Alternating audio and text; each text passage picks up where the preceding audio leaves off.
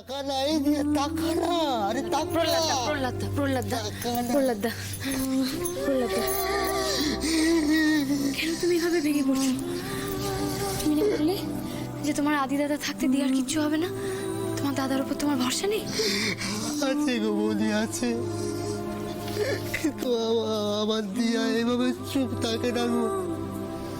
ও সারাক্ষণ আসে খেলে সব কিছু করে। আমার বড্ড ভয় লাগছে, আমার দিয়ার কিছু হবে না তো? দিয়া দিদির কিচ্ছু হবে না প্রহ্লাদ দা। দিয়া দিদি সুস্থ হয়ে উঠবে, দিয়া দিদি কথাও বলবে।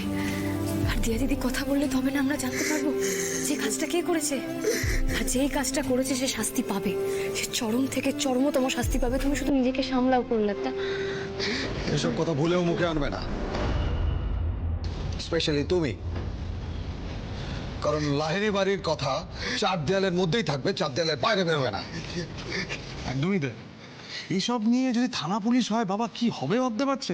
ছি ছি ছি, মানে মানে আমি তো ভাবতে পারছি না লাহিড়ী বাড়ির মান সম্মান কোথায় যাবে, আমি তো ভাবতেই পারছি সেটা না। তোমাকে ভাবতে হবে না, কারণ লাহিড়ী বাড়ির কথা আমি লিক করতে দেব না কাউকে।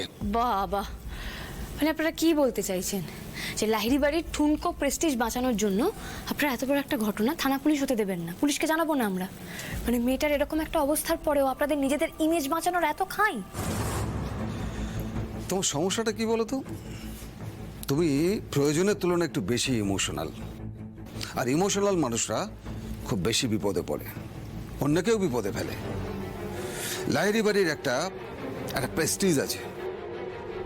তোমার এই বোকা বোকা ইমোশনের জন্য লাহিড়ী বাড়ির এই পজিশনটাকে আমি নষ্ট করতে পারবো না। তুমি একটা কাজ করো, তুমি এখন যাও এখান থেকে, বাকিটা আমি দেখে নিচ্ছি। আজকে ওই বেডটায় দিয়া দিদির জায়গায় যদি আপনার নিজের মেয়ে শুয়ে থাকতো তাহলেও কি আপনি একইভাবে পরিস্থিতি সামাল দিতেন? কি বললে? ওই জায়গায় যদি আমার মেয়ে থাকতো? ডোন্ট ক্রস ইউর লিমিট আনন্দে।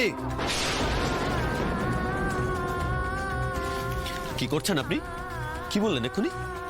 তুমি শুনতে পেলে না কি বললো? আমি সবটা শুনেছি, সবটা দেখেছি। আপনি এতক্ষণ যা যা করেছেন, যা যা বলেছেন, আমি সবটা দেখেছি এবং শুনেওছি। ডক্টর লাহিড়ী নিজের সীমাটা ছাড়াবেন না। আপনি যদি এখতিয়ার ভুলে যান তাহলে কিন্তু আমি বাধ্য হব আপনাকে মনে করিয়ে দিতে। খেলা তো পুরো জমে গেছে। উফ, পুরো সিনেমা দেখছি। দেখি কে যেতে, শ্বশুর নাকি বৌমা।